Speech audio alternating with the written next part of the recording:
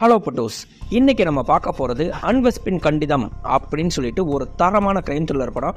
இந்த crime thriller படத்தோட பெரிய பாசிட்டிவ் என்னன்னு சொல்லி பார்த்தீங்கன்னா, ஒரே கல்லில் ரெண்டு மாங்காங்கிற மாதிரி ரெண்டு சூப்பரான கிரைம் இன்வெஸ்டிகேஷன் கேஸு ஒரே படத்தில் நம்மளுக்கு காமிச்சிருப்பாங்க.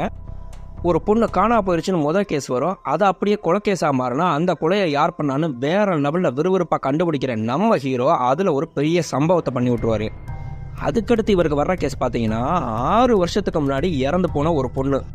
ஸ்டேஷனில் எஸ்ஐடி அப்படின்னு எல்லா டீமும் விசாரிச்சுட்டு இந்த கேஸை இப்போ க்ளோஸ் பண்ணணும், நீங்கள் கடைசியாக ஏதாவது பார்த்துட்டு வாங்கன்னு விட்டால் 6 வருஷத்துக்கு முன்னாடி இறந்து போன ஒரு பொண்ணோட கேஸு ஊரே போலீஸ் உள்ளே வரக்கூடாதுன்னு நின்னா அதில் நம்மால் தரமான சம்பவம் பண்ணி அந்த கேஸை எப்படி கண்டுபிடிச்சாருங்கிறது தான் இந்த படத்தோட ஹைலைட்டு. அதில் கிளைமேக்ஸு யார் கொலகாரங்கிறதெல்லாம் வேறு லெவலில் நம்மளுக்கு காமிச்சு விட்ருப்பாங்க. இந்த மாதிரி கிரைம் த்ரில்லர் படம்லாம் உங்களுக்கும் பிடிக்கும்னா நண்பா மறக்காமல் நம்ம சேனலுக்கு சப்ஸ்கிரைப் பண்ணி அப்படியே இந்த வீடியோக்கு ஒரு லைக்கும் போட்டுருங்க. படத்தோட ஃபர்ஸ்ட் சீன்லேயே எஸ்பி சார் வர சொல்லியிருப்பாரு. அவரை பார்க்கறதுக்காக ஆஃபீஸ் வாசலில் உட்காந்துருந்தா அங்கே வர்ற 2 போலீஸ்காரங்க பார்த்துட்டு சொல்கிறாங்க, யாருன்னு தெரியுதா, அந்த லவ்லி மதன் கேஸ். இவர் மூஞ்சியை நல்லா ஞாபகம் வச்சுக்கோ, ஏதாவது ஒரு விஷயத்த அவசரப்பட்டு செய்கிறதுக்கு முன்னாடி இவன் மூஞ்சியை ஞாபகம் வச்சுக்கிட்டேன்னா கண்டிப்பாக நீ அவசரப்பட மாட்டேன் அப்படின்னு சொன்னால் அங்கே வர கான்ஸ்டபிள் டக்குன்னு இவருக்கு சல்யூட் அடிச்சுட்டு, சாரை 8 மாதத்துக்கு முன்னாடி பார்த்தது, நல்லா இருக்கீங்களா சார், மறுபடியும் இப்போ நீங்கள் டியூட்டியில் எந்த ஊரில் ஜாயின் பண்ண போகிறீங்கன்னா தெரியல, எஸ்பி சார் இப்போ தான் வர சொல்லியிருக்காருன்னா நம்மளுக்கு அப்படியே ஃப்ளாஷ்பேக்கை காட்டுறாங்க. இவரோட அப்பா பார்த்தீங்கன்னா கான்ஸ்டபிளாக இருந்து ரிட்டையர் ஆனவர் தான் பையனை எப்படியாவது எஸ்ஐ ஆக்கி பார்க்கணும்னு சொல்லிட்டு கஷ்டப்பட்டு எஸ்ஐயா போஸ்டிங் வாங்கியிருக்காங்க. அவருக்கு அந்த ஊர்லேயே பார்த்தீங்கன்னா அதனால் பெரிய மரியாதை. அவரும் பார்த்தீங்கன்னா டியூட்டியை சின்சியராக பார்க்குறவர். அன்னைக்கு ஸ்டேஷன் வந்தால் 2 பேரும் ஒரு கம்ப்ளைண்ட் கொடுக்க வந்திருக்காங்க. கான்ஸ்டபிள்கிட்ட கேட்குறாரு, சுகு என்ன கம்ப்ளைண்ட்னா, சார் பொண்ணு மிஸ்ஸிங் கேஸ் சார் அப்படின்னு உள்ளே கூப்பிட்டு விசாரிக்கிறாரு. சரி, என் பொண்ணு பேர் லவ்லி, அன்னைக்கு காலேஜில் ஹால் டிக்கெட் கொடுக்குறாங்க அப்படிங்கிறதுக்காக போயிருந்தா சார், திருப்பி வரலை. நாங்கள் ஏதோ ஃப்ரெண்டு வீட்டுக்கு படிக்கிறதுக்காக போயிருக்கா, வந்துடுவான்னு சொல்லி எதிர்பார்த்துட்டே இருந்தோம். ஆனால் சாயங்காலம் 7 மணி வரைக்கும் வராததுனால நான் 2-3 ஃப்ரெண்டு வீட்டுக்கு நேரடியாகவே போய் பார்த்தோம் சார். ஆனால் அவங்க ஒன்று சொன்னது என்னன்னா, காலேஜில் தான் நாங்கள் கடைசியாக லவ்லியை பார்த்தோன்னு சொல்லி சொன்னாங்க சார்.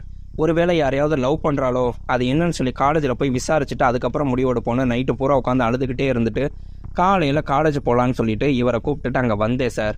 கரெக்டாக பஸ் ஸ்டாப்பில் இருக்க பெட்டி கடை வச்சுருக்க குஞ்சப்பண்ணனே ஒரு விஷயம் சொன்னார் சார்.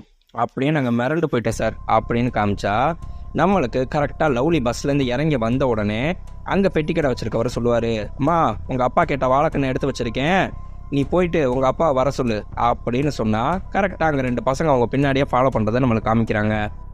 இவங்க இங்கே பெட்டிக்கடை அண்ணன்ட்ட விசாரிக்க வந்தா, சார் காலையில் பஸ் ஏற வரும்போது உன் பொண்ணுகிட்ட சொல்லி விட்டேனே, ஏன் வாழைக்கண்ணு வாங்க வரலன்னு கேட்டேன் சார், அப்போ தான் சார் இந்த மாதிரி நடந்ததே எனக்கு தெரியும் அப்படின்னு பெட்டிக்கடைக்காரர் சொன்னால், வேறு யாராவது அவங்கள ஃபாலோ பண்ணிட்டு போகிறத நீங்கள் பார்த்தீங்களான்னா, ஆமாம் சார், அந்த ஹோமியோ காலேஜ் பசங்க இங்கே தான் இருந்து தம்மடிப்பாங்க, லெமன் சோடா வாங்கி குடிப்பாங்க சார். நம்ம லவ்லி நடந்து போகும்போது அந்த 2 பசங்களும் பின்னாடியே போனாங்கன்னா, இங்கேருந்து எவ்வளோ தூரம் லவ்லி வீடுனா, சார் 1 கிலோமீட்டர் இருக்குன்னா வாங்க நடந்து போவோன்னு அப்படியே எல்லாரும் அங்கே நடந்து போய்கிட்டே இருக்காங்க. போகிற வழியிலே அந்த பசங்களோட வீடு இருக்குது, அந்த வீடை கரெக்டாக காட்டுறாங்க. சார் இந்த வீடு தான் சார் அந்த பசங்களோட வீடு அப்படின்னு காமிச்சா உள்ளே போய் அந்த 2 பசங்களையும் தூக்கிட்டு ஸ்டேஷனில் அடித்து விசாரிச்சுட்டு நம்ம ஆள் கேட்குறாரு, உண்மையை சொல்லு, கரெக்டாக அந்த பொண்ணு உங்கள் வீடு வரைக்கும் ஃபாலோ பண்ணிட்டு வந்திருக்கீங்க, அங்கே வச்சு அவளை மல்லு கட்டி வலுக்கட்டாயமாக அவளை வீட்டுக்கு இழுத்துட்டு போயிருக்கீங்க, அதுக்கப்புறம் என்ன பண்ணீங்க, அந்த பொண்ணு எங்கே இப்போ அப்படின்னு கேட்டால், சார் தயவுசெய்து சொல்கிறேன் சார், அப்படிலாம் சொல்லாதீங்க சார், நாங்கள் அந்த பொண்ணை டீஸ் பண்ணது உண்மைதான் சார், ஒத்துக்குறோம் சார் அப்படின்னு காமிச்சா கரெக்டாக நம்ம லவ்லி வரும்போது இவங்க கரெக்டாக கையை பிடிச்சி வம்பளுத்ததை காமிக்கிறாங்க. சார் நாங்கள் வம்பளுத்ததில் உண்மைதான் சார், ஆனால் கரெக்டாக பார்த்தீங்கன்னா அங்கே ஒருத்தர் சைக்கிளில் மீன் விற்றுட்டு வந்தார், அதை பார்த்தோன்னே நாங்கள் அங்கேருந்து டக்குன்னு விலகி ஓடிட்டோன்னா அந்த சீனை அப்படியே காமிக்கிறாங்க. கரெக்டாக இவங்க கையை பிடிச்சி இழுத்தா அந்த மீன் விற்கிற ஒரு மீன் சொல்லிட்டு சைக்கிளில் வர்றதை பார்த்தோன்னே அவங்க டக்குன்னு அவங்க வீட்டுக்கு ஓடிட்டாங்க. நம்ம லவ்லியை பார்த்து சொல்லிகிட்டே போகிறாரு, அம்மா அப்பாட்ட 1.5 கிலோ வேற மீன் கொடுத்துருக்கேன், ஃப்ரெஷ்ஷாக இருக்கும், வீட்டுக்கு போய் சாப்பிடு அப்படின்னு சொல்லிட்டு கிளம்புறாரு. அது உண்மையான்னு சொல்லிட்டு விசாரித்து பார்த்தா அதுவும் உண்மைன்னு சொல்லி தெரியுது. அடுத்து இவங்க வீட்டில் விசாரிக்கிறாங்க. அதுக்கு முன்னாடி நம்ம கான்ஸ்டபிள் சேனாவை கூப்பிட்டு இவர் சொல்கிறாரு, இது பார்த்தீங்கன்னா கரெக்டாக அந்த பொண்ணு பாதி தூரம் வரைக்கும் வீட்டுக்கு போயிருக்கா, அதுக்கப்புறம் வீட்டுக்கு போய் சேரலைன்னா இது வெறும் மிஸ்ஸிங் கேஸ் கிடையாது, நீங்கள் பக்கத்தில் இருக்க குளம் கிணறு எதெல்லாம் பயன்படுத்தாமல் இருக்கோ அந்த இடத்த ஃபுல்லாக சர்ச் பண்ணி பாருங்கள், ஏதாவது நம்மளுக்கு கிடைக்குன்னு சொல்லிட்டு இங்கே அவங்களோட வீட்டுக்கு விசாரிச்சா நம்ம லவ்லி கூட பிறந்தவங்க 2 பேர், ஒரு அக்கா 1 தங்கச்சி 1. அக்கா பார்த்தீங்கன்னா பெங்களூரில் நர்சிங் படிக்கிறாங்க. அதனால் பார்த்தீங்கன்னா தங்கச்சியோட தான் சார் எப்பொழுதும் க்ளோஸாக இருப்பா, அவனுக்கு பக்கத்தில் ஃப்ரெண்ட்ஸ்ன்னு சொல்லிட்டுலாம் யாரும் இல்லைன்னா அந்த பாப்பாட்ட கேட்குறாங்க, வேறு எங்கேயாவது அக்கா போகிறேன்னு சொல்லி சொன்னாலாம்னா இல்லை ஹால் டிக்கெட் வாங்கிட்டு எப்பயுமே பார்த்தீங்கன்னா பக்கத்தில் இருக்க சர்ச் ஃபாதர் தாமஸ்கிட்ட போய் ஆசீர்வாதம் வாங்கிட்டு வருவா, எனக்கு தெரிஞ்ச நேற்று அங்கே போயிட்டு தான் வந்திருக்கணும் அப்படின்னு சொன்னால் சர்ச் ஃபாதர் தாமஸை விசாரிக்கலான்னு சொல்லிட்டு கிளம்புனா அவங்க அப்பாவை கூப்பிட்டு கேட்குறாரு, அங்கே சர்ச் ஃபாதர் தாமஸ் இருக்க இடம் என்ன அப்படின்னு கேட்டோம்னா, சார் அது வந்து பார்த்தீங்கன்னா ஆசிரமம் மாதிரினா அப்போ நிறையா பேர் தங்கியிருக்காங்களான்னா இல்லை சார் ஒரு 3 பேர் தங்கியிருந்தாங்க, அதில் ஒருத்தர் இறந்துட்டார், இன்னொருத்தர் ட்ரான்ஸ்ஃபர் ஆகிட்டாரு, இப்போ தாமஸ் சார் மட்டும் பார்த்தீங்கன்னா தனியாக தான் சார் அங்கே தங்கிட்டு இருக்காருன்னா ஓகே ரைட்டு டிரைவர் வண்டி எடுங்க நம்ம அங்கே போய் விசாரிப்போன்னு கிளம்புனா அங்கே இருக்க கான்ஸ்டபிள் சொல்கிறாரு, சார் ஃபாதரை போய் அப்படிலாம் விசாரிக்க முடியாது, விசாரித்தா சர்ச்சுக்கு அவமானம் பிரச்சனையும் பெருசாகிடும் சார், நம்ம அப்படியெல்லாம் பார்க்க முடியாதுங்க, கேஸ் இன்வெஸ்டிகேஷன் அப்படின்னு சொல்லி சொன்னோம்னா சர்ச் ஃபாதராக இருந்தாலும் போய் விசாரிக்க தான் செய்யணும், கிளம்பி வண்டி எடுங்கன்னா அங்கே ஒருத்தர் இவங்க பேசுகிறத கேட்டுட்டு இருப்பாங்க, நேராக ஃபோன் அடிச்சு ஒரு கூட்டத்தையே கூட்டிடுறாங்க, ஏய் ஃபாதர் தாமஸ் விசாரிக்கிறதுக்கு போலீஸ் வருதான், அப்படியெல்லாம் இவங்க உள்ளே வந்தாங்க அப்படின்னா நம்மளோட மதத்துக்கே அசிங்கமாக போயிடும். இங்கே நம்ம ஆனந்த் வந்து நின்னோம்னா மொத்த குரூப் நின்றுட்டு உள்ளே விட மாட்டேன் செய்ய மாட்டேன்னா, டேய் போலீஸ் தடுக்கிறதுக்கு நீங்கள் யாரடான்னு சொல்லிட்டு அங்கே இருக்கவங்க இவர் அடிச்சிடறாரு, மொத்த பேர் இவரை சேர்ந்து ரவுண்டு கட்டினா அங்கே நம்மளுக்கு சர்க்கிள் இன்ஸ்பெக்டர் நேராக வந்துடுறாரு. யாரை கேட்டியா நீ வந்த, எல்லா விஷயத்தையும் நீயே முடிவெடுத்து நீயே கண்டுபிடிச்சி பேர் வாங்கிக்கலாம்னு நினைக்கிறியா அப்படின்னா நம்ம கான்ஸ்டபிள் டபாலில் சொல்லிடுறாரு, சார் நான் அப்போவே சொன்னேன் சார் இங்கெல்லாம் வந்தால் பெரிய பிரச்சனையாகும் இங்கே வரக்கூடாதுன்னு சொல்லிட்டு, அவர் தான் சார் கேட்காம இங்கே வந்தாருன்னா இன்னும் கொஞ்சம் நேரம் நான் லேட்டாக வந்திருந்தேன் இங்கேயே உன்னை அடிச்சே கொண்டிருப்பாங்க தெரியுமா, என்னை கேட்காம எந்த முடிவை எடுக்கக்கூடாதுன்னு சொல்லிட்டு இருக்கும்போது அங்கே ஒரு கான்ஸ்டபிள் வந்து சொல்கிறாரு, சார் பக்கத்தில் ஒரு கிணத்துல சாக்கு பையில் பணம் இருக்க மாதிரி தெரியுது சார்னா எல்லாரும் அடிச்சு பிடிச்சி அங்கே போகிறாங்க, அங்கே போய் பார்த்தா சாக்கு முடையில் கட்டி ஒரு பணம் கிடைக்குது, அந்த பணத்தை எடுத்து ஓப்பன் பண்ணால் அப்படியே நம்மளுக்கு லவ்லியோட பணம் தெரிஞ்சவொடனே அவங்க அப்பா கத்தறி அணுகிறாரு. இங்கே ஸ்டேஷன் வந்தோடனே நம்ம இன்ஸ்பெக்டர் சொல்கிறாரு, இதுக்கப்புறம் இந்த கேஸை லீட் பண்ண போகிறது நான் தான், இதுக்கு இன்சார்ஜாக டிஒய்எஸ்பி அலெக்ஸ் சாரை போட்டிருக்காங்க, இனிமே இந்த கேஸில் நீ தேவையில்லாமல் மூக்க நுழைக்காத, அவரை பற்றி உனக்கு தெரியாது, மரியாதை பேசாமல் உன் வேலையை மட்டும் பாரு அப்படின்னு சொல்லிடுறாரு. ஆனால் இவர் நைட்டு ஃபுல்லாக பார்த்தீங்கன்னா அந்த ஊர் மேப்பை வச்சு நிறையா பேர்ட்ட விசாரித்து ஒரு விஷயத்தை கண்டுபிடிச்சி வச்சிருக்காரு. மறுநாள் டிஒய்எஸ்பி அலெக்ஸ் அங்கே வராரு, வந்துட்டு நம்ம இன்ஸ்பெக்டர் மட்டும் தனியாக கூப்பிட்டு பேசுகிறாரு, யோ இந்த கேஸ்னால தான் இந்த எஸ்ஐக்கு நல்ல பேர், இவனை பொறு நம்ம கவனிச்சுக்கலாம், அதே மாதிரி இந்த கேஸுக்கு கிறிஸ்டினா இருக்க நம்ம 2 பேரை ஏன் இன்சார்ஜாக போட்டிருக்காங்கன்னு தெரியுமா, ஏன்னா இவன் சர்ச்சு முன்னாடி பண்ண கலாட்டா மேலிடத்த வரைக்கும் பெரிய லெவலில் போயிடுச்சு, அதனால் எந்த வகையிலையும் ஃபாதருக்கு பிரச்சனை வராத அளவுக்கு இந்த கேஸை எவனையாவது ஒருத்தனை தூக்கி போட்டு முடிக்க சொல்லிட்டாங்க. அதே மாதிரி நம்ம இன்ஸ்பெக்டர் அந்த 2 பசங்களை தான் உள்ளே கூப்பிட்டு வச்சு வெளுவெளுன்னு வெளுத்தெடுத்து இவங்க தான் அக்யூஸ்டுன்னு வச்சுருந்தா நம்ம டிஎஸ்பி சொல்லிடுறாரு, இங்கே பாரு அவங்க 2 பேரில் ஒருத்தன் எனக்கு தெரிஞ்ச ஃப்ரெண்டோட மாமா பையன், இன்னொருத்தனும் பெரிய பணக்காரன், அதனால் இவங்க 2 பேரையும் இந்த கேஸில் இன்வால்வ் பண்ண முடியாது, எவனாவது ஒருத்தனை தூக்கி போட்டு இந்த கேஸை முடிக்கிறதுக்கு வடிப்பாருன்னா வெளியே வந்தோடனே நம்ம ஆனந்த் சொல்கிறாரு, சார் இந்த கேஸில் நான் ஒரு முக்கியமான விஷயத்தை பார்த்துருக்கேன் சார், நீங்கள் கொஞ்சம் வந்து பார்த்தீங்கன்னா அது நல்லாயிருக்கும்னு கூப்பிட்டு காமிச்சா அந்த ஊர் மேப் எடுத்து காமிக்கிறாரு, சார் இந்த பசங்க வீட்டு பக்கத்துலேயே 200 மீட்டர்லேயே ஒரு கிணறு இருக்குது, இந்த பசங்க பண்ணியிருந்தால் கண்டிப்பாக அந்த கிணறுல தான் சார் தூக்கி போட்டிருக்கணும், இப்போ அந்த பொண்ணோட பணம் கிடச்ச கிணறுல இருந்து கொஞ்சம் பக்கத்துலேயே தான் பார்த்தீங்கன்னா நம்மளுக்கு அந்த ஆசிரமம் இருக்க காம்பவுண்ட் சுவர் இருக்குது, கண்டிப்பாக ஆசிரமத்தில் இருந்து தான் சார் இது ஏதோ நடந்திருக்கு, நம்ம ஃபாதரை விசாரித்தோம்னா இந்த பிரச்சனை முடிவுக்கு வந்துடும்னா நீ கண்டுபிடிச்சதெல்லாம் வச்சுட்டு நீ வீட்லேயே உட்காரு, இதுக்கு மேலே இந்த கேஸில் மூக்க நுழைச்ச யூனிஃபார்மோட எரிச்சு போட்டுருவேன், என்னை பற்றி உனக்கு சரியாக தெரியாதுன்னு நம்ம டிஎஸ்பியே இவரை மிரட்டிட்டு அங்கேருந்து கிளம்பிடுறாரு. அங்கே டெத்து நடந்த இடத்துக்கு நம்ம போலீஸ் நாயை வச்சு ஃபுல்லாக இன்வெஸ்டிகேட் பண்ணோம்னா அது கரெக்டாக ஒவ்வொரு இடமா போய் குலைக்குது. நேராக பார்த்தீங்கன்னா நம்ம அந்த ஆசிரம வாசல்லையே வந்து நின்று குலைச்சிட்டு அடுத்து பார்த்தீங்கன்னா பக்கத்தில் இருக்க ஒரு வீட்லேயே நின்று குலைக்குது. அவன் பார்த்தீங்கன்னா முன்னாடி சாராய வித்துட்டு இருந்தா சார், இப்போ ஒழுங்காக தான் சார் இருக்கானா, அதை நாங்கள் சொல்லிக்கிறோம் அப்படின்னு அப்படியே அந்த நாய் கிராஸ் ஆகி போயிடுது. அடுத்து இங்கே ஸ்டேஷனுக்கு வந்தோடனே நம்ம டிஒய்எஸ்பி சொல்கிறாரு, இந்தா இந்த ரிஜிஸ்டர் எடுத்து பாரு, நீ அன்னைக்கு மர்டர் நடந்ததா சொல்கிற அன்னைக்கு ஃபாதர் காலையில் 10 மணிலேருந்து நைட்டு 11 மணி வரைக்கும் பார்த்தீங்கன்னா மீட்டிங் நடந்த இடத்துல தனியாளாக தங்கியிருந்து மீட்டிங் முடிச்சுட்டு வந்திருக்காரு அப்படின்னு ரெஜிஸ்டரில் கையெழுத்திருக்கு. இதுக்கு மேலேயும் நீ அந்த ஆசிரமத்துக்குள்ளே போகணும்னு சொல்லி நினச்சிட்டு இருந்தேன்னா அந்த எண்ணத்தை அடியோடு அழிச்சிரு, போய் வேலையை மட்டும் பாருங்க விரட்டி விட்டுறாரு. அதே மாதிரி அந்த ஊரில் இருக்க பால்காரன், பேப்பர் போடுறவன், மீன் விற்கிறவன் எல்லாரையும் கூப்பிட்டு விசாரிக்கிறாங்க. நம்ம லவ்லியை கிணத்துக்குள்ளே போடும்போது பார்த்தீங்கன்னா அவங்களோட கையில் ஒரு கைலியை வச்சு கட்டியிருப்பாங்க. அந்த கைலியை எடுத்து இங்கே இன்வெஸ்டிகேஷன் கூட்டிகிட்டு வந்து இந்த கைலியை நீங்கள் வேறு யாராவது பார்த்துருக்கீங்களா, இதே மாதிரி உங்கள்கிட்ட ஏதாவது இருக்கான்னு சொல்லி கேட்டால் நம்ம மீன்காரர் சொல்கிறாரு, சார் நம்ம அந்த சாராய வைக்கிறவன் இருக்கான்ல சார், அவன் வீட்டு வாசலில் இந்த கைலி நான் காஞ்சி தொங்கினதை நான் பார்த்தேன் சார் அப்படின்னு சொன்னோம்னா அவன் தாண்டா அக்யூஸ்டில் கூட்டிகிட்டு வந்து உள்ளே வச்சு அடின்னு அடித்து இவன் தான் செஞ்சிருக்கேன்னு சொல்லிட்டு நம்மளுக்கு கேஸை க்ளோஸ் பண்ண முடிவு எடுத்துட்டாங்க. அன்னைக்கு நைட்டு பார்த்தீங்கன்னா நம்ம லவ்லியோட அப்பா நம்ம ஆனந்த பார்க்கறதுக்கு வீட்டுக்கு வராரு. கூடயே பார்த்தீங்கன்னா இன்னொருத்தரையும் கூப்பிட்டுட்டு வந்திருக்காரு. அங்கே வந்துட்டு சொல்கிறாரு, சார் இவர் வந்து பார்த்தீங்கன்னா நம்ம ஏரியாவில் இருக்க டிரைவர் சார். அன்னைக்கு லவ்லியை நான் கரெக்டாக சர்ச்சுக்குள்ளே போகிறதுக்கு முன்னாடி பார்த்தேன் சார். நான் டியூட்டிக்கு போகிறப்ப என்னம்மா இங்கே இன்றைக்கி என்ன சீக்கிரமாகவே காலேஜ் முடிஞ்சான்னு சொல்லி கேட்டேன். ஆனால் இல்லைப்பா, ஹால் டிக்கெட் வாங்கியிருக்கேன், ஃபாதரை பார்த்து ஆசீர்வாதம் வாங்குறதுக்காக வந்திருக்கேன்னு சொல்லிட்டு அந்த பாப்பா கிளம்பி போயிருச்சு சார் அப்படின்னு சொல்கிறாங்க. அவங்க அப்பா அழுகிறாரு, சார் எவனோ ஒருத்தனை கொல்லான்னு சொல்லிட்டு உள்ள தூக்கி போட்டு தண்டனை வாங்கி கொடுக்க பார்க்குறாங்க சார். ஆனால் உண்மையிலேயே என் பொண்ணை கொன்னவங்களுக்கு தண்டனை கிடச்சே தீரணும் சார்னா நான் பார்த்துக்கிறேன், நீங்கள் தைரியமாக போங்கன்னு சொல்லிட்டு அடுத்து ஒரு பிளான் பண்ணுறாரு. இங்கே நம்ம ஃபாரன்சிக் டீமில் போய் நடந்தது என்னன்னு சொல்லிட்டு தெரிஞ்சுக்கலான்னு சொல்லி பார்த்தா அந்த பொண்ணு மூச்சு திணறி தான் இறந்துருக்கு. அந்த பொண்ணு உடம்புல காயங்கள்லாம் இருக்குது. நீங்கள் போருங்க ஃபாரன்சிக்கு பேசுகிறேன்ட்டு அவர் நேராக ஃபாரன்சிக் டீமில் இன்வெஸ்டிகேட் பண்ணவங்ககிட்ட பேசினா, மேடம் நீங்கள் இன்வெஸ்டிகேட் பண்ணி ஒரு ரூமை சொன்னீங்க இல்லையா, அங்கே தான் கொலை நடந்துச்சுன்னு, உண்மையிலேயே அங்கே தான் கொலை நடந்துச்சுன்னு உங்களுக்கு எவிடன்ஸ் கிடச்சிருக்கான்னு கேட்டால், சார் சத்தியமாக சொன்னால் அப்படி ஒரு எவிடன்ஸ் அங்கே கிடைக்கல, கொலகாரை சொன்னா அப்படின்னு சொல்லிட்டு அவங்க ஒரு ரூமை காமிச்சாங்க. அங்கே 4 வளையலும் உடஞ்ச முத்துக்களும் கிடந்துச்சு, அவ்வளவுதான் சார். நம்மளுக்கு கிரைம் சீனில் இருக்க மாதிரி அந்த பொண்ணு மூச்சு திணறி இறந்த மாதிரி அங்கே ஸ்கின் டிஷ்யூஸோ நகை கீரல்கள் விழுந்ததுக்கான வேறு ஏதாவது தடயங்களோ கிடச்சிருக்கானா, அப்படி எதுவுமே கிடைக்கல சார். எனக்கு தெரிஞ்ச அந்த கிரைம் சீன் கிடையாது அப்படிங்கிறது தான் சார் எனக்கு தோணுது அப்படின்னு அந்த ஃபாரன்சிக் மேடமும் சொன்னால், இங்கே நம்ம ஆனந்திட்ட சொல்கிறாரு, நீ சொன்ன மாதிரி அடுத்த ஸ்டெப் நீ இந்த கேஸில் எடுத்து வைக்கணும்னா நீ கண்டிப்பாக அந்த ஆசிரமத்துக்குள்ளே போனால் மட்டும்தான் உன்னால் முடியும். அங்கே எப்படி போகலாங்கிறத நீ யோசி, அதுக்கடுத்து நீ என்கிட்ட வா, என்னால் முடிஞ்ச உதவியை உனக்கு செய்கிறேன் அப்படின்னு சொன்னால், அன்னைக்கு கரெக்டாக நம்மளுக்கு ஆசிரமத்தை காட்டுறாங்க. நைட்டு பார்த்தீங்கன்னா ஒரு திருடை உள்ள கதவை உடைச்சிட்டு பூந்து உள்ளே இருக்க பொருள்லாம் ஆட்டையை போட்டுட்டு கிளம்புறான். நம்ம தாமஸ் விரட்டுறாரு, அப்படியே அவனை பிடிக்க முடியல. மறுநாள் காலையில் பார்த்தீங்கன்னா நம்ம ஆனது போலீஸ் டீமோட இங்கே நம்ம அந்த திருடனையும் கூப்பிட்டுட்டு வராரு. ஃபாதர், நேற்று நம்ம ஆசிரமத்தில் எதுவும் திருட போணுச்சா அப்படின்னு கேட்டால், இல்லையே அப்படியெல்லாம் எதுவும் போகலையே. ஏன் கேட்குறீங்கன்னா, இந்த கதவு உடஞ்சி சரி பண்ணிட்டு இருக்கீங்களே, அந்த கதவு எப்படி தானாக உடஞ்சா? நேற்று நாங்கள் வண்டியில் போகும்போது எங்கள் வண்டியில் குறுக்கால வந்து இந்த திருடை மாட்டிக்கிட்டான்.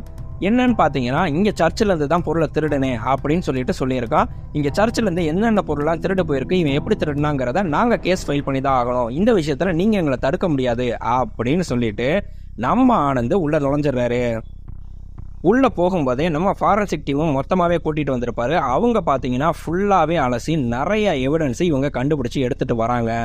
எடுத்துகிட்டு வந்துட்டு எல்லா ரிப்போர்ட்டையும் எடுத்தால், நீங்கள் சொன்னது ரைட்டு, அங்கே கிச்சனில் தான் பார்த்தீங்கன்னா அந்த மர்டர் நடந்திருக்கு. அங்கே பார்த்தீங்கன்னா நம்மளுக்கு ஸ்கின் டிஷ்யூஸு, நம்மளுக்கு ஹேர் சாம்பிள்லேருந்து இன்னும் நிறையா விஷயம் கிடச்சிருக்கு. அதை விட இன்னும் ஹைலைட்டான ஒரு பெரிய சீக்ரெட் விஷயம் ஒன்று கிடச்சிருக்குன்னு சொல்லிட்டு நம்மளுக்கு சொல்கிறாங்க. அதை மட்டும் அப்படியே மியூட் பண்ணி வச்சா இந்த ரிப்போர்ட் எல்லாத்தையும் எடுத்துகிட்டு டேரெக்டாக நம்மளுக்கு எஸ்பியவே பார்க்க வந்துடுறாரு.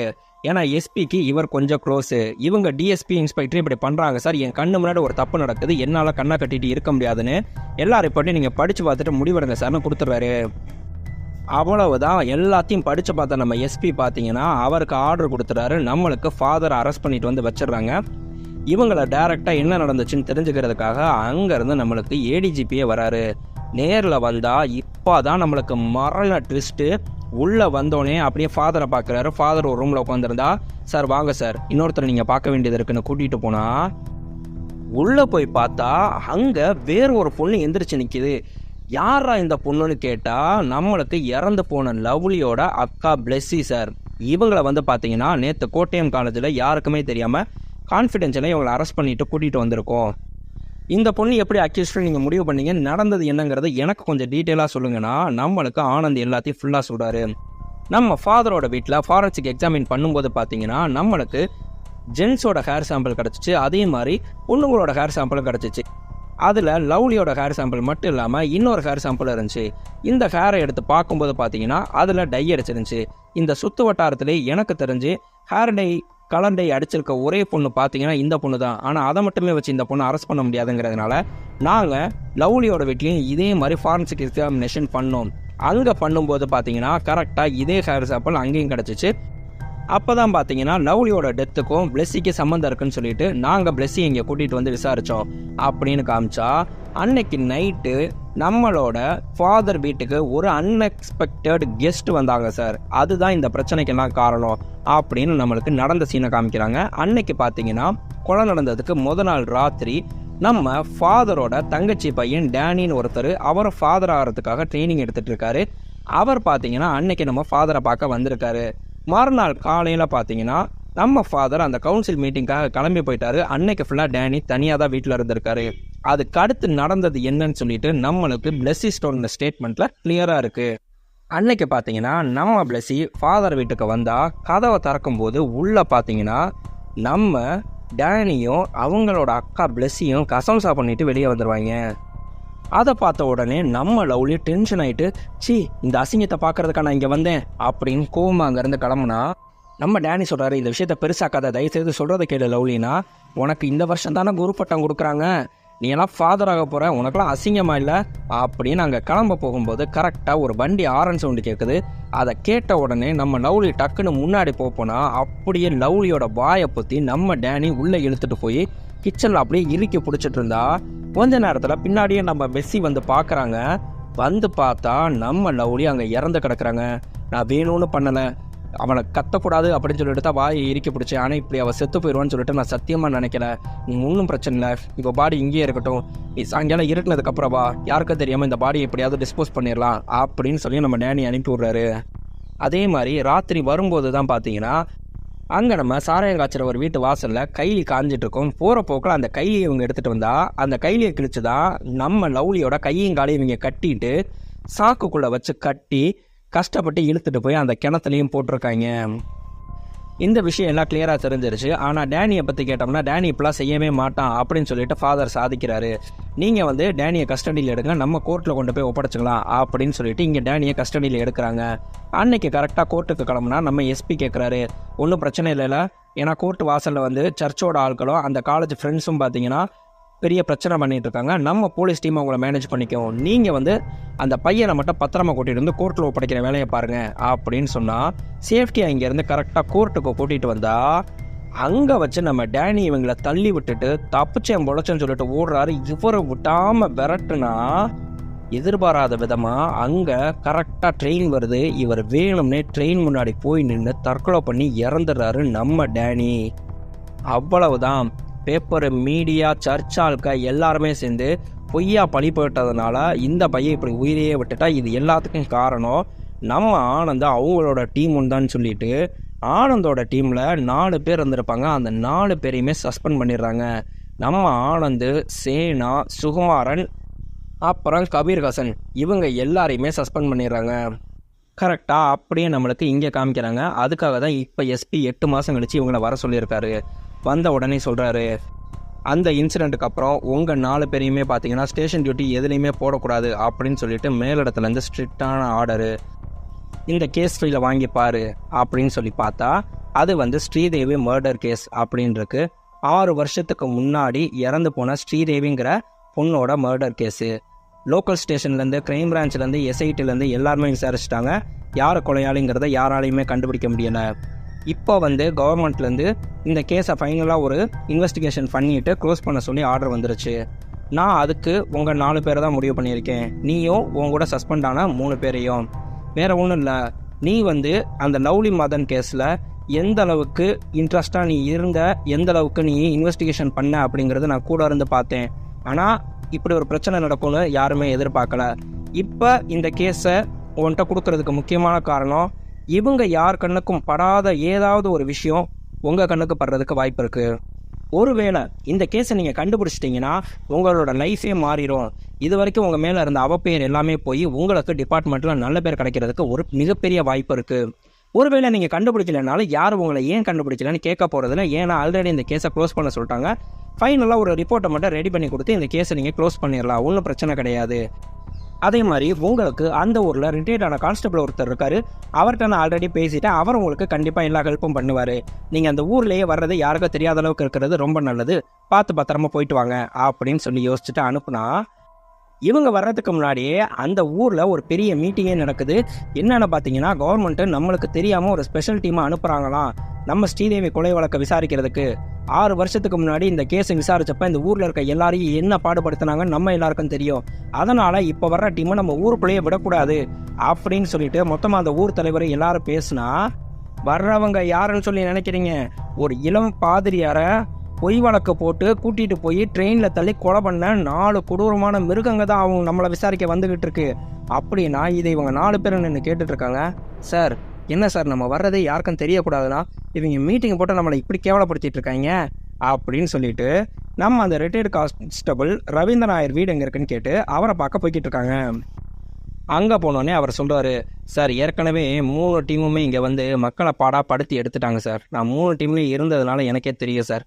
அதனால் இந்த ஊர் மக்கள் ரொம்பவே கோவத்தில் இருக்காங்க. அவங்க எல்லாருக்குமே நானும் ஒரு எதிரி ஆகிட்டேன். என் மகன் கல்யாணத்துக்கு கூட யாருமே வரல சார். இப்போ இன்னும் 10 நாள் என் மகளுக்கு வேறு கல்யாணம் வச்சுருக்கேன் சார் அப்படின்னு சொன்னால் எஸ்பியை நேரடியாக கேட்டுக்கிட்டாரு. அதனால் நான் இந்த உதவி கூட செய்ய மாட்டேன் சார், வாங்க உங்களுக்கு தங்குறதுக்குலாம் இடம் ரெடி பண்ணியிருக்கேன்னு கரெக்டாக வெளியே கிளம்பும்போது நம்ம ஊர் பிரசிடென்ட்டு ஊர்க்காரங்க மொத்தமாக வந்து வழியை மறைச்சிட்றாங்க. இவங்க யாருன்னு எங்களுக்கு தெரியும், இதுக்கப்புறமும் நீங்கள் இந்த மாதிரி போலீஸ்க்காக உதவி செஞ்சீங்க, உங்களை நாங்கள் சும்மா விட மாட்டோம், மரியாதை இவங்களை அனுப்பி வைங்கன்னா அவங்களுக்கு நம்ம நாயருக்கு சண்டை வருது. நம்ம ஆனந்த் உள்ளே புகுந்து சொல்கிறாரு, எல்லாரும் தயவுசெய்து கேளுங்க, இதுக்கு முன்னாடி போலீஸ் நடத்தின கொடுமையான விசாரணை எதுவும் இப்போ நடக்காது. நாங்கள் டம்மியாக ஒரு இன்வெஸ்டிகேஷன் நடத்திட்டு ஒரு ரிப்போர்ட்டை சப்மிட் பண்ணிவிட்டு கிளம்பிடுவோம். அதனால் நீங்கள் தைரியமாக இருங்க, ஒன்றும் பிரச்சனை கிடையாதுன்னு சொல்லிட்டு அவரை எல்லாரையுமே சமாதானம் பண்ணி அங்கேருந்து அனுப்பி வைக்கிறாரு. உண்மையிலே என்ன நடந்துச்சு அப்படின்னு ஸ்ரீதேவியோட கதையை கேட்டால், ஸ்ரீதேவியோட அம்மா பேர் ரேவம்மா. ரேவம்மாவை ஏற்கனவே ஒரு மில் ஓனரு காதலிச்சு ஏமாத்திட்டான்.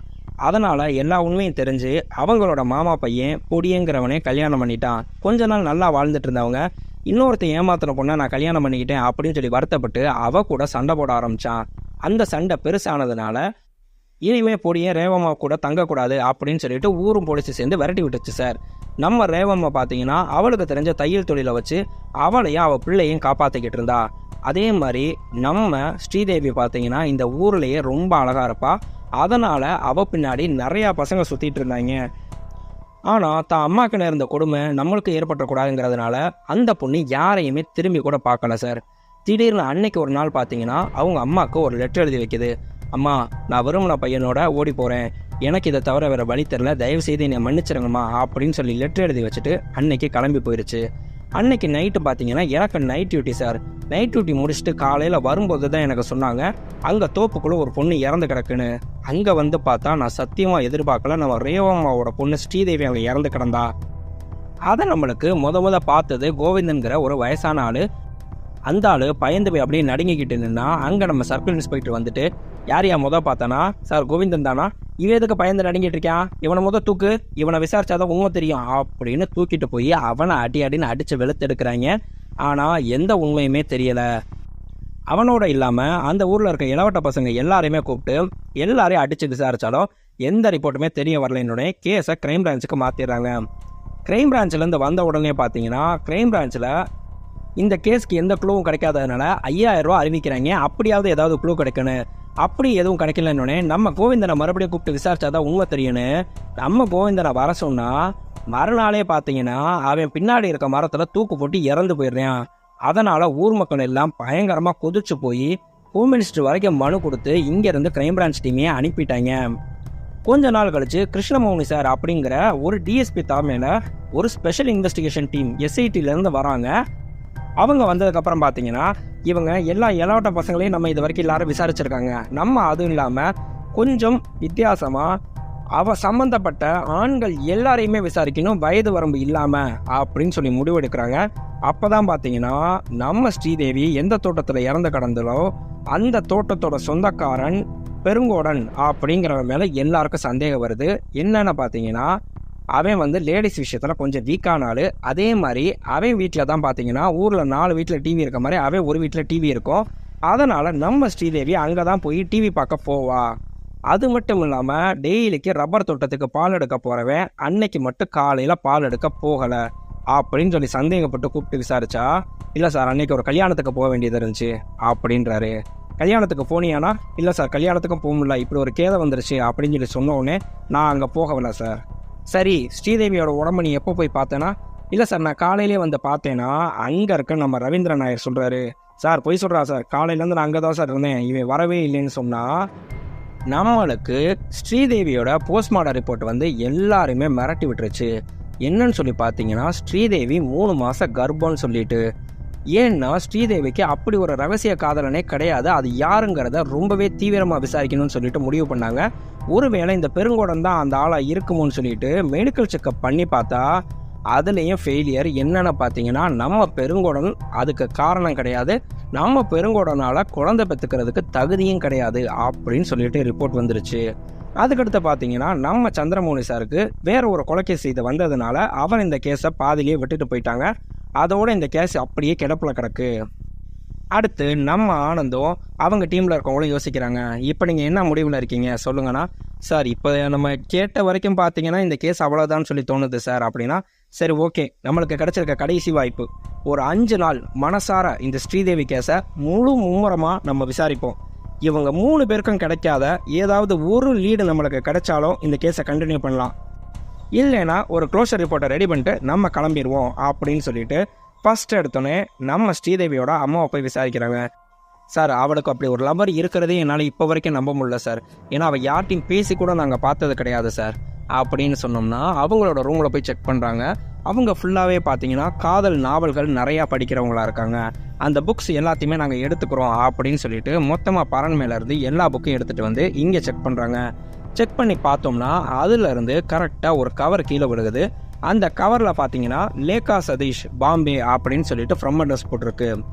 அது யாருன்னு சொல்லி விசாரித்தோம்னா அவங்க இப்போ உள்ளூரில் தான் இருக்காங்க. அவங்கள போய் கேட்டால், சார் என் வீட்டுக்கார பேர் தான் சதீஷ், என் பேர் தான் லேகா, நான் தான் சார் அவனுக்கு லெட்டர் எழுதுவேன், அப்போ நாங்கள் பாம்பேயில் வேலை பார்த்துட்டு இருந்தோம், எங்கள் ஹஸ்பண்ட் ஒரு ஃபயர் ஆக்சிடென்ட்டில் இறந்துட்டாரு, நான் அதுக்கப்புறம் இப்போ இங்கே ஊருக்கே வந்துட்டேன் அப்படின்னு சொல்கிறாங்க. உங்களுக்கு தெரிஞ்சு நம்ம ஸ்ரீதேவிக்கு ஏதாவது லவர் இருந்துச்சானா, இல்லை சார் இது வரைக்கும் எனக்கு அப்படி எதுவுமே சொன்னது கிடையாது, செஞ்சது கிடையாது, ஒரே ஒரு தடவை மட்டும் பார்த்தீங்கன்னா டைப்ரைட்டிங் கற்றுக்கிட்டா வெளியூரில் வேலை பார்க்க முடியுமா, ஹிந்தி கற்றுக்கிறது ஈஸியா அப்படின்னு சொல்லி மட்டும் என்கிட்ட விளையாட்டு போல் கேட்டிருந்தா சார். நான் கூட அதுக்கு திருப்பி பதில் கேட்டிருந்தேன், ஏன்டி நீ இந்த ஊரை விட்டுட்டு எந்த ஊருக்கு போய் வேலை பார்க்க போகிறேன்னு. ஆனால் அதுக்கு கூட அவள் ரிப்ளை அனுப்பலன்னொடனே இவங்க கரெக்டாக யோசிக்கிறாரு. அப்படின்னு சொல்லி சொன்னோம்னா அவளோட காதலன் ஹிந்தி பேசுகிற ஊரில் வேலை பார்த்துருக்க வாய்ப்பு இருக்குது. அன்னைக்கு ராத்திரி கூட அவனை பார்க்க தான் இவள் கிளம்பி போயிருக்கணும். அந்த சமயத்தில் அவள் இறந்த சமயத்தில் யாரெல்லாம் இந்த ஊரில் ஹிந்தி பேசுகிற ஊரில் வேலை பார்த்துட்டு இருந்தாங்க, செஞ்சுட்டு இருந்தாங்கிறத நம்ம கண்டுபிடிக்கணும்னு சொல்லிட்டு நேராக போய் அந்த ஊர் பிரசிடெண்ட்டை பார்க்குறாங்க. அவர்கிட்ட, சார் இந்த மாதிரி எனக்கு டீட்டெயில் வேணும்னு கேட்டால், அதெல்லாம் யோசிச்சு பார்த்து சொல்லணும்லாம் அவசியம் இல்லை சார், நீங்கள் கேட்குறது 88 வருஷம் தானே, அங்கே பாருங்கள் நம்மளோட பஞ்சாயத்து சிறந்த பஞ்சாயத்துன்னு 3 வருஷம் அவார்டு வாங்கியிருக்குன்னா சும்மாவா, இந்த ஊரில் இருக்க ஒவ்வொருத்தரை பற்றியும் தனித்தனி ஃபைலே போட்டு வச்சுருக்கேன், எங்கே போய் வேலை பார்த்தாங்க, என்ன பண்ணாங்க, ஏது பண்ணாங்கன்னு சொல்லிட்டு. அப்படின்னோடனே நம்ம ஆனந்த் சார் சந்தோஷமாக, ரொம்ப தேங்க்ஸ் சார், எனக்கு அந்த ஃபைல் மட்டும் கிடைக்குமானா, அதெல்லாம் உங்களுக்கு கொடுக்க முடியாது, ஏன்னா எங்கள் ஊரே கூடி எடுத்த முடிவு என்னென்னா உங்கள் இன்வெஸ்டிகேஷனுக்கு எந்த வகையிலையும் நாங்கள் சப்போர்ட் பண்ணக்கூடாது அப்படிங்கிறதுக்காக தானா நம்ம கான்ஸ்டபிள் சேனா டென்ஷன் ஆகி, மரியாதை எங்களுக்கு அந்த ரிப்போர்ட்டை கொடுக்குறியா இல்லையானா, சார் உங்கள் மிரட்டல் உரட்டலுக்குலாம் நான் பயப்பட மாட்டேன், இங்கே வர்றதுக்கு முன்னாடி 15 வருஷம் மிலிட்ரியில் இருந்துட்டு தான் வந்திருக்கேன், மரியாதை இங்கேருந்து வெளியே போகன்னு கோவமாக திட்டி விட்றாரு.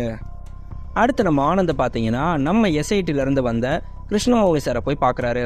சார் இந்த கேஸ் பார்த்தீங்கன்னா அந்த பெருங்கோட்டான் அவன் தான் இந்த கொலைக்கு காரணமா அப்படின்னு சொல்லிட்டு நீங்கள் விசாரிச்சப்ப அவனுக்கு இல்லை, குழந்தை பெற்றுக்கிறதுக்கே வாய்ப்பு இல்லைன்னு சொல்லிட்டு ரிப்போர்ட் வந்துச்சு, அதோட இந்த கேஸ் நீங்கள் முடிச்சிட்டிங்கன்னு சொல்லி கேள்விப்பட்டேன் சார். இல்லை அதோடு முடிச்சிட்டேன்னு சொல்ல முடியாது, அதுக்கப்புறமா இந்த கேஸில் நான் ஒரு 2-3 ஸ்டெப்பு போயிருந்தேன். என்னன்னு சொல்லி பார்த்தீங்கன்னா வெளியூரில் இருக்க நம்ம ஸ்ரீதேவியோட ரகசிய காதலனும் இவங்களும் பார்த்தீங்கன்னா போஸ்ட் ஆஃபீஸ் வழியாக லெட்ரு எழுதி பேசிக்கிறாங்க அப்படிங்கிறத நான் கண்டுபிடிச்சேன். அந்த போஸ்ட் மாஸ்டரை கண்டுபிடிச்சி என்ன நடந்துச்சு அப்படின்னு சொல்லி தெரிஞ்சுக்கலான்னு பார்க்குறப்ப நான் அவரை பார்த்து பேசுகிறதுக்கு 2-3 நாளைக்கு முன்னாடியே பார்த்தீங்கன்னா அவருக்கு ஆக்சிடென்ட் ஆகி அவர் கோமாவில் போயிட்டாரு அப்படிங்கிற விஷயத்த தெரிஞ்சுக்கிட்டேன். அதனால் அதுக்கப்புறம் என்னால் ப்ரொசீட் பண்ண முடியலை, நானும் ட்ரான்ஸ்ஃபர் ஆகிற மாதிரி ஆயிடுச்சு அப்படின்னு சொன்னால், சார் அந்த ஆக்சிடெண்ட்டை பற்றி நீங்கள் என்ன நினைக்கிறீங்க, அதுவே பர்பஸ்ஃபுல்லாக நடந்துருந்துச்சுன்னா அப்படின்னு சொல்லும்போது, இருக்க வாய்ப்பு இருக்குது, நீங்கள் அந்த போஸ்ட் மாஸ்டர் சந்திரனை போய் விசாரிச்சிங்கன்னா உங்களுக்கு லீடு கிடைக்கும், இப்போ இத்தனை வருஷம் ஆனதுனால ஒருவேளை அவன் கோமாலேருந்து எந்திரிச்சிருக்கிறதுக்கு வாய்ப்பு இருக்குது அப்படின்னு சொல்லிட்டு அங்கே சொல்கிறாங்க. அடுத்து பார்த்தீங்கன்னா இவர் வீட்டில் நம்மளுக்கு லெட்ரு ஒன்று கிடச்சிச்சு இல்லையா ஸ்ரீதேவி வீட்டிலேருந்து, அந்த லெட்டரில் ஒரு பயங்கரமான க்ளூ கிடைக்குது. என்னென்னு பார்த்தீங்கன்னா அதில் சீல் அடிச்சிருக்கிறது கார்கன் ஹரியானா அப்படிங்கிற ஊர்லேருந்து ஸ்டாம்ப் சீல் இருக்குது. ஆனால் ஃப்ரம் அட்ரஸில் நம்மளுக்கு பாம்பேன்னு சொல்லி போட்டிருக்கு. இதை பார்த்தோன்னே டவுட் ஆகி இது என்னமோ தப்பாக இருக்குன்னு லெட்டர் அனுப்பியிருந்த லேகா சதீஷ்ங்கிறவங்ககிட்ட மறுபடியும் போய் காட்டுறாங்க. இந்த லெட்டர் நீங்கள் தான் அனுப்புனீங்களான்னு கேட்டால் அவங்க பார்த்தோன்னே, சார் இது ஹேண்ட் ரைட்டிங்கே கிடையாது, அதே மாதிரி நான் இன்லேண்ட் லெட்டர் தான் எழுதி அனுப்புவேன், இது ஏதோ என்வலப் கவர் மாதிரி இருக்குது சார், வேறு யாரோ ஏன் பேரை போட்ட லெட்டர் அனுப்பியிருக்காங்கன்னு சொன்ன உடனே நம்மளுக்கு கண்டிப்பாக அந்த பிரசிடென்ட் வீட்டில் இருக்க ஃபைல் கிடைச்சே ஆகணும். யார் இந்த ஹரியானாவில் ஒர்க் பண்ணுறது அப்படிங்கிறது தெரிஞ்சிச்சுன்னா நம்மளுக்கு அந்த அக்யூஸ்ட் கிடச்சிருவான் அப்படின்னு சொல்லி முடிவு பண்ணுறாங்க. அதனால் அவரோட வீட்டில் ஏறி குதிச்சு உள்ளே போனால் அங்கே கரெக்டாக பிரசிடென்ட் முழிச்சிருந்து கழுத்தில் கத்தி வைக்கிறாரு ஆனந்துக்கிட்டே. உடனே லோக்கல் ஸ்டேஷனுக்கு இன்ஃபார்ம் பண்ணுறேன்னா ஆனந்த் அவரை போட்டு 2 போடு போட்டுட்டு வந்த அன்னைக்கே ஒன்று இந்த வெணு வெளுத்திருந்தா எங்களுக்கு இடைஞ்சலே கிடையாது. என்ன சொன்ன, அந்த அப்பாவி பாதிரியாரை ட்ரெயினில் தள்ளி விட்டு நாங்கள் கொலை பண்ணோமா, நீ வந்து பார்த்தியா, மரியாதை இந்த ஃபைல் எடுத்துகிட்டு போகிறேன், இங்கே நடந்த விஷயத்தை யார்ட்டையாவது சொன்னேன்னு சொல்லி தெரிஞ்சிச்சு அவ்வளவுதான் பார்த்துக்கோ அப்படின்னு சொன்னால் அந்த ஃபைல் எடுத்துகிட்டு போய் செக் பண்ணுறாங்க. நம்மளுக்கு இந்த ஊர்லேயே பெரிய பணக்காரனாக இருக்க சதானந்த சிறுவள்ளி அவரோட பையன் விஷ்ணு தான் பார்த்தீங்கன்னா அந்த கார்கன் ஹரியானா அப்படிங்கிற ஊரில் ஒர்க் பண்ணியிருக்கான்.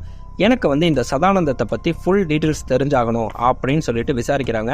ஃபுல்லாகவே விசாரித்த வரைக்குமே இவர் இந்த ஊர்லேயே பெரிய பணக்காரங்க, இந்த ஊரே இவங்களோடதாக தான் இருந்துச்சு.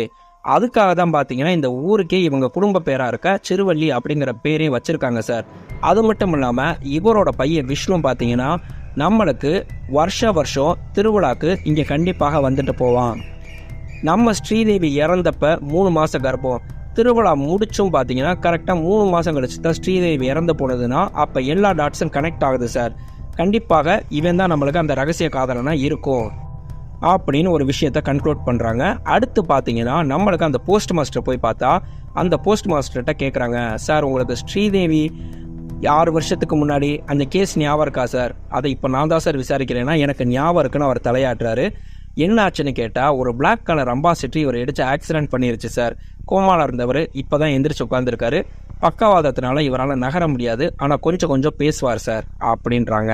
அந்த லெட்டரை காமிச்சு இந்த லெட்ரு யார் எழுதுனாலும் ஹேண்ட் ரைட்டிங் உங்களுக்கு தெரியுதா, இல்லை இதே ஹேண்ட் ரைட்டிங்கில் வேறு ஏதாவது லெட்ரு வந்திருக்கா, நீங்கள் பார்த்துருக்கீங்களா அப்படின்னு கேட்டால் அவர் அப்படியே யோசிக்கிறதோட இங்கே நம்மளுக்கு காமிச்சா நம்ம ஆனந்த் பிரசிடெண்ட்டை கூப்பிட்டு பேசுகிறாரு. சார், நாங்கள் இந்த கேஸை க்ளோஸ் பண்ணிவிட்டு கிளம்புறதுக்கு ரெடி ஆகிட்டோம். ஃபைனல் ரிப்போர்ட் மட்டும் ரெடி பண்ண வேண்டியது இருக்குது. அதுக்காக பார்த்தீங்கன்னா நீங்கள் பிரசிடெண்ட்டாக அங்கே இருக்கணும், நாங்கள் சஸ்பெக்டாக வச்சுருக்க எல்லாரையுமே அங்கே வர சொல்லி விசாரிக்கணும் அப்படின்னு சொல்லிட்டு மறுநாள் ரெடி பண்ணுறாங்க. அங்கே நம்மளுக்கு தேவம்மா வீட்டுக்காரராக இருக்க பொடியனு பெருங்கோட்டானு எல்லாரையுமே வர சொல்லியிருக்காங்க. அதே சமயம் அவங்கள்ட்ட எல்லாம் பேசிட்டா நம்மளுக்கு அங்கே சதானந்த மாஸ்டரி வர சொன்னால் அவர் கரெக்டாக அதே பிளாக் அம்பாசிடரில் வராரு. அங்கே அவர் வந்த உடனே, ஏயா அங்கே சுற்றி இங்கே சுற்றி இப்போ கடைசியில் ஏன் வரைக்கும் வந்துட்டீங்களே, நீங்கள் என்னையவே நீங்கள் விசாரிக்கிறதுக்கு வர சொல்லியிருக்கேன்னா, ஐயா க்ளோசிங் ரெடி பண்ணுறாங்களாம், அதுக்காக உங்கள்கிட்டையும் பேசணும்னு வர சொன்னாங்கன்னு பிரசிடென்ட்டு கொஞ்சம் வாங்கன்னு உள்ளே கூட்டிகிட்டு போய் உட்கார வைக்கிறாங்க. அங்கே நம்ம ரிட்டையர்டு கான்ஸ்டபிள் ஞாயிறும் வந்தா, யோ நீ இப்போ இந்த போலீஸ்க்கு கைக்கூலியாக தான் வேலை பார்த்துட்ருக்கியா அப்படின்னு கேட்டால், சார் நானே என் பொண்ணுக்கு கல்யாணம் வச்சுருக்கேன்னு சொல்லிட்டு அந்த வேலையை அலைஞ்சிட்ருக்கேன், நானே அதுக்காக தான் சார் இங்கே வந்திருக்கேன் அப்படின்ட்டு 2 பேருமே உள்ளே வராங்க. அங்கே நம்ம மாஸ்டர் உட்கார வச்சுட்டு ஆனந்த் பேசுகிறாரு. மாஸ்டர், நாங்கள் இந்த கேஸில் தோத்துட்டோம் மாஸ்டர் அப்படின்னா மாஸ்டர் சிரிச்சா, இல்லை மாஸ்டர் நாங்கள் முழுசாக தோத்துட்டோம்னு சொல்ல முடியாது, சில விஷயங்களை நாங்கள் கண்டுபிடிச்சிருக்கோம். இவங்க எல்லாரும் எதிர்பார்க்குற மாதிரி கொலை செஞ்சவன் ஒரு இளவட்ட பையன் கிடையாது, ஒரு வயசான ஆள். அவருக்கு கிட்டத்தட்ட 60 வயசுக்கு மேலே இருக்கும். அவருக்கு ஒரு பையனும் இருக்கான். அந்த பையன்தான் பார்த்தீங்கன்னா ஸ்ரீதேவியோட ரகசிய காதலன். அந்த ரகசிய காதலன் பேசின ஆடியோவை உங்களுக்கு போடுறேன், நீங்கள் கேளுங்க அப்படின்னு சொன்னால் நம்மளுக்கு அந்த ஆடியோவை போடுறாங்க. ஒரு 10 வருஷத்துக்கு முன்னாடி பார்த்தீங்கன்னா நாங்கள் படித்து முடிச்சுட்டு அங்கே இருந்தபோது ஊர் எல்லாத்தையும் சுத்தம் பண்ணணும்னு சொல்லிட்டு பிரசிடெண்ட்டை ஒரு ஸ்கீம் போட்டிருந்தாரு. அதில் வந்து பார்த்தீங்கன்னா நாங்கள் பசங்க எங்களோட சேர்ந்து அந்த ஊரில் இருக்க இளவட்ட பொண்ணுங்க எல்லாருமே அங்கே வேலை பார்த்துட்டு இருந்தோம். அங்கே தான் நான் ஸ்ரீதேவியை முத பார்த்தேன். எல்லாருக்குமே அவன் மேலே எப்படி ஆசை இருந்துச்சோ அதே மாதிரி எனக்குள்ளேயும் ஆசை இருந்துச்சு. எங்களுக்கு அங்கே கொஞ்சமாக காதல் மலர ஆரம்பிச்சிச்சு. கண்டிப்பாக எங்கள் வீட்டில் இதுக்கு ஒத்துக்க மாட்டாங்க அப்படிங்கிறதுனால நாங்கள் எப்படியாவது வெளியூர் போயாவது கல்யாணம் பண்ணி வாழணும் அப்படிங்கிறதுக்கு ஆசைப்பட்டு நான் எப்படியாவது வெளியூரில் வேலை வாங்கணும்னு சொல்லிட்டு முயற்சி பண்ணேன். அதுக்கு தகுந்த மாதிரியே ஒரு 2 வருஷத்துலேயே பார்த்தீங்கன்னா எனக்கு ஹரியானாவில் வேலை கிடச்சிச்சு, ஒரு பில்டிங் கான்ட்ராக்டில். அந்த இடத்துல நான் வேலை பார்த்ததுக்கப்புறம் நாங்கள் 2 பேரும் லெட்டர்லேயே பேசிக்க ஆரம்பித்தோம். ஒவ்வொரு வருஷமும் திருவிழாவுக்கு வரும்போது நான் ஸ்ரீதேவியை நேரில் பார்த்துட்டு போவேன். நாங்கள் சீக்கிரமாகவே கல்யாணம் பண்ணிக்கலாம் அப்படின்னு சொல்லி ஐடியாவில் இருக்கும்போது எங்களை மீறின ஒரு விஷயம் நடந்துருச்சு அப்படின்னு அன்னைக்கு காமிச்சா, திருவிழா டயத்தில் 2 பேர் தனியாக பேசும்போது அவங்க டக்குன்னு மலையில் மாட்டிக்கிறாங்க. அந்த தனிமையும் மலையும் இவங்க 2 பேரும் தப்பு பண்ணிடுறாங்க. அதுக்கப்புறம் இவ எழுதின லெட்டரில் எனக்கு என்னமோ நான் கர்ப்பமாக இருக்கேன்னு சொல்லிட்டு பயமாக இருக்குது அப்படின்னு சொல்லிட்டு எழுதியிருந்தா. என்ன பண்ணுறதுன்னு சொல்லி யோசிச்சுட்டு இருக்கும்போது என் ஃப்ரெண்டு நாள் தான் நீ சீக்கிரமே கல்யாணம் முடிச்சுக்கோ அப்படின்னு சொல்லிட்டு நான் கரெக்டாக 1988 மே 20 அன்னைக்கு அங்கே இருக்க காட்டுப்பாக்கம் சர்ச்சில் வெயிட் பண்ணுறேன், நீ வந்துரு அப்படின்னு சொல்லிட்டு நான் லெட்டர் எழுதியிருந்தேன். என்னன்னாலும் நான் உன் கூட சேர்ந்துருவேன் அப்படின்னு அவர் ரிப்ளை அனுப்பியிருந்தா அப்படின்னு காமிக்கிறாங்க. அன்னைக்கு ராத்திரி ஃபுல்லாகவே நாங்கள் 2 பேரும் அங்கே தான் நின்றுட்டு இருந்தோம். ஆனால் விடிய விடிய ஸ்ரீதேவி வராததுனால என்னாச்சுன்னு சொல்லி தெரியாமல் நாங்கள் அங்கேருந்து லாட்ஜ்லேயே நான் தங்கிட்டு என் ஃப்ரெண்டு லாலை மட்டும் அனுப்பிவிட்டேன். அவன் ஊருக்குள்ளே போயிட்டு திரும்பி வரும்போது தான் எனக்கு ஸ்ரீதேவி இறந்துட்டா அப்படிங்கிற விஷயமே தெரிஞ்சிச்சு. அவளை போய் பார்க்கணும்னு சொல்லிட்டு நான் ஆசைப்பட்டேன். ஆனால் என் ஃப்ரெண்டு லால் ஒத்துக்க மாட்டேன்ட்டான். வேணாண்டா, நீ போனேன்னா கண்டிப்பாக இப்போ பிரச்சனையில் நீ மாட்டிக்குவேன், ஏன் மேலே சத்தியமாக நீ இந்த விஷயத்தை யார்ட்டையும் சொல்லக்கூடாது அப்படின்னு உடனே நீ அங்கேருந்து கூட்டிகிட்டு போயிட்டா. எல்லாருமே அந்த ரகசிய காதலன் யாருன்னு சொல்லி விசாரித்தப்ப என் குடும்ப கௌரவத்துக்காகவும் இந்த பிரச்சனையில் நான் மாட்டிக்கக்கூடாதுங்கிற பயத்தினாலையும் நான் யார்கிட்டையுமே சொல்லலை அப்படின்னு சொல்லிட்டு அவன் அதில் பேசியிருக்கேன். நம்ம சதானந்த மாஸ்டர் அப்படியே ஒரு மாதிரிலாம் கை காலில் விடன்னு வந்தால் அவருக்கு ஒரு டம்ளர் தண்ணியை கொடுத்துட்டு, நீங்கள் ஏன் மாஸ்டர் இவ்வளோ நடந்துறீங்க, ஒன்றும் பிரச்சனை இல்லை, நீங்கள் போயிட்டு வாங்க அப்படின்னு சொல்லிட்டு நம்ம சதானந்த மாஸ்டர் கதவை திறந்து எல்லாரையும் அனுப்பி விட்றாங்க.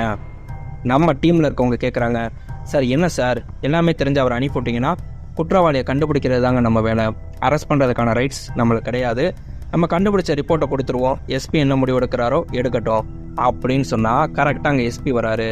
நீங்கள் ஃபோனில் சொன்னப்போ கூட எனக்கு ஒன்றும் புரியலை, இப்போ தான் நான் யோசிக்கிறேன், சரி வாங்க அவரை இப்போ உடனே அரெஸ்ட் பண்ணிவிட்டு ஃபர்தராக என்னங்கிறத அவர் வாயிலேருந்து உண்மையை வர வச்சாதான் உண்டுன்னு நேராக அவர் அரெஸ்ட் பண்ணலான்னு போய்கிட்டு இருக்கும்போது பார்த்தீங்கன்னா கரெக்டாக ஊரே ஒரு பக்கமாக ஓடுது.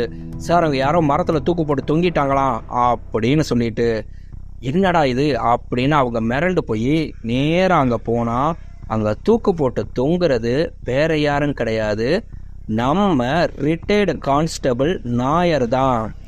என்னடா இது மிரட்டி விட்டாங்கன்னு பார்த்தா அங்கே அவர் பாக்கெட்டில் ஒரு லெட்டர் எழுதி வச்சுருக்காரு. மதிப்பிற்குரிய எஸ்பி ஐயா அவர்களுக்கு, நான் பார்த்தீங்கன்னா 35 வருஷமாக போலீஸ் யூனிஃபார்ம்லேயே வாழ்ந்துட்டே செஞ்சுட்டேன், இப்போ அதுக்கப்புறம் என்னைய ஒரு குற்றவாளியாக என்னால் நினச்சி கூட பார்க்க முடியல, நான் இந்த கேஸில் எந்த வகையிலையும் மாட்ட மாட்டேன் அப்படின்னு சொல்லிட்டு ரொம்பவே நிம்மதியாக இருந்தேன். அதுவும் பார்த்தீங்கன்னா அந்த போஸ்ட்மேனுக்கு ஆக்சிடென்ட் ஆயிடுச்சு, பேரலைஸ் ஆகிட்டானோடனே நான் ரொம்பவே சந்தோஷமாக இருந்தேன். என் சந்தோஷத்தை குலைக்கிற மாதிரி நீங்கள் அனுப்பின அந்த ஆனந்த் சார் டீம் வந்துச்சு.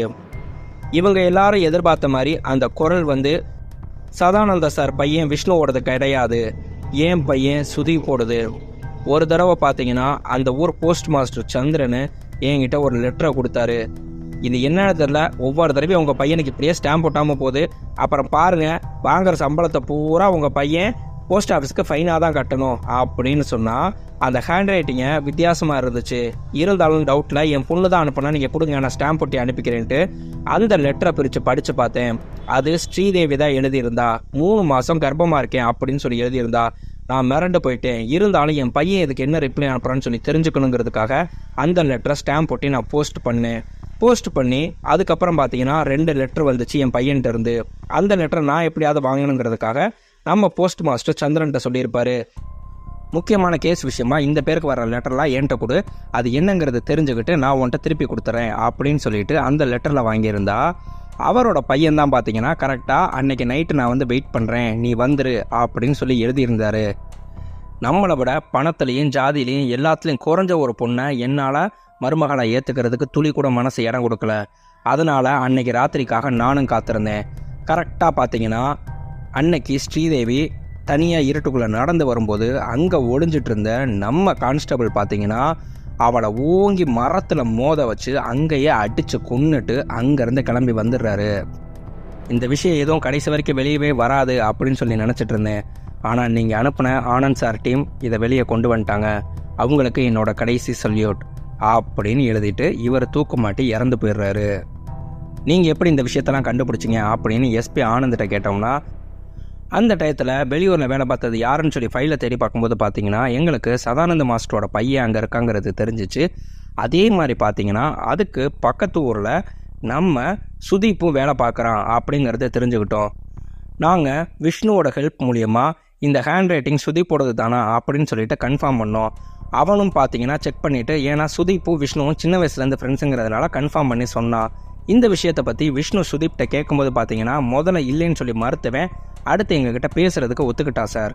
அதனால் நாங்கள் அவன்கிட்ட பேசினதை அப்படியே ரெக்கார்ட் போட்டு வச்சுக்கிட்டோம். எங்களுக்கு நாயர் சார் எல்லா விஷயத்தை பற்றி சொன்னார். ஆனால் கிருஷ்ணமௌலி சார் சொன்ன மாதிரி அந்த போஸ்ட்மேனை பற்றி, அந்த போஸ்ட்மேனுக்கு நடந்த ஆக்சிடெண்ட்டை பற்றி மட்டும் சொல்லவே இல்லை. லாஸ்ட்டாக நான் போஸ்ட்மேனை பார்க்கும்போது தான் இந்த விஷயம் எல்லாத்துக்குமே எனக்கு ஒரு பதில் கிடச்சிச்சு. இதை பற்றி நாங்கள் சதானந்த மாஸ்டர்கிட்ட பேசி அவர் ஒத்துக்கலை. ஆனால் அவர்கிட்ட கன்வின்ஸ் பண்ணோம். சார், இந்த மாதிரி நாங்கள் விக்டிமை வச்சு விசாரிக்கணும்னா உங்களை தான் டூப்ளிகேட் விக்டிம் மாதிரி காட்ட வேண்டிய சூழ்நிலையில் இருக்கோம் அப்படின்னு சொன்னோன்னே அவரும் சரின்னு ஒத்துக்கிட்டாரு. அவர்கிட்ட பேசும்போது நாங்கள் ஃபுல் அண்ட் ஃபுல் ஃபேஷியல் ரீடிங்கில் நம்ம நாயர் சாரோட எக்ஸ்பிரஷனை ஃபுல்லாக வாட்ச் பண்ணோம். அப்போ ஃபுல் அண்ட் ஃபுல் இவர் தான் அப்படிங்கிறத நாங்கள் கன்ஃபார்ம் பண்ணிட்டு தான் சார் உங்களுக்கு இந்த ரிப்போர்ட்டை ஒப்படைச்சோம் அப்படின்றாங்க. ஆனால் என்னன்னா, சட்டத்துக்கு முன்னாடி அவரை நிப்பாட்டுறதுக்கு முன்னாடி அவரோட முடிவை அவரே தேடிக்கிட்டாரு. பரவாயில்ல, இருந்தாலும் குட் ஜாப் அப்படின்னா அப்படியே நம்மளுக்கு காமிக்கிறாங்க. இவங்க கண்டுபிடிச்ச 2 கேஸுமே சட்டத்தை முன்னாடி நிப்பாட்டி தண்டனை வாங்கி கொடுக்க முடியாட்டினாலும் இவங்க மனசுக்குள்ளே இவங்க அந்த கேஸை சரியாக விசாரித்து கண்டுபிடிச்சாங்க அப்படிங்கிற சந்தோஷம் இவங்களுக்கு இருக்குது. கண்டிப்பாக இவங்களுக்கான அங்கீகாரம் கிடைச்சே தீரும்னு நம்மளும் நம்புவோம் அப்படின்னு சொல்லும்போது அடுத்து நம்மளுக்கு காமிக்கிறாங்க, எஸ்பி இவங்களை கூப்பிட்டு மறுபடியும் இன்னொரு கேஸ் ஃபைலை கொடுக்குறாரு. அப்படியே நம்மளுக்கு இனிதே இந்த படம் முடிவடைகிறது. உண்மையிலே ஒரு சூப்பரான கிரைம் த்ரில்லர் படம் பார்த்த திருப்தி, ஒரு படம் இல்லை 2 படம் பார்த்த திருப்தினே சொல்லலாம். இந்த மாதிரி கிரைம் த்ரில்லர் படம்லாம் உங்களுக்கும் பிடிக்கும்னா மறக்காமல் நம்ம சேனலை சப்ஸ்கிரைப் பண்ணிவிட்டு அப்படியே நம்ம வீடியோக்கு ஒரு லைக்கும் போட்டுருங்க நண்பா. மறுபடியும் அடுத்த ஒரு நல்ல வீடியோவில் உங்களை நான் சந்திக்கிறேன். பாய்.